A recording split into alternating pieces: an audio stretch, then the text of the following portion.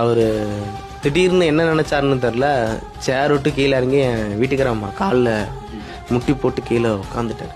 கீழே உட்காந்துக்கிட்டு எப்படி ஒரு 10 நிமிஷம் இருக்குங்கண்ணா, அப்படியே உட்காந்தா இருக்காரு. எங்களுக்கெல்லாம் ஒரு மாதிரி இவ்வளோ பெரிய முட்டி போட்டு உக்காந்துக்கிட்டாருண்ணா கீழே. என் வீட்டுக்கார அம்மா முட்டியை காலை பிடிச்சிட்டு காலை பிடிச்சிட்டு அந்த முட்டியை 2 காலையும் பிடிச்சிட்டு கீழே உக்காந்துட்டார். இங்கிற என்னாலையும் எங்கள் அம்மானாலையும் சுற்றி இருக்கவங்கனாலும் முடியல, இவ்வளோ பெரிய நடிகர் நம்ம கால் கடையில் நின்றுருக்காரு அப்படின்ட்டு. நாங்களாம் எந்திரிச்சு என் வீட்டுக்காரம்மா அவங்க அதுவும் எந்திரிக்க முடியல, அதை கண்ணை மூடி அழுதுட்டு இருக்குது. இவர் கை வச்சதான் தெரியுது, கண்ணை மூடி அழுதுட்டு இருக்குமோ.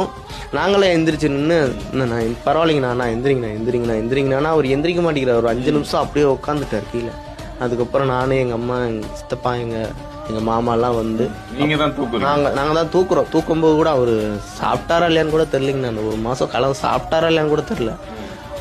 ரொம்ப ஒரு வெக்ஸாகி ஒரு மாதம் காலம் கழிச்சு பார்த்தா எப்படி இருப்பாருன்னு, ரொம்ப கொஞ்சம் உடம்பு இழைச்ச மாதிரி அந்த மாதிரி தான் இருந்தார். அவர் நொடிக்கு அழுதுகிட்டே தான் இருக்கார்.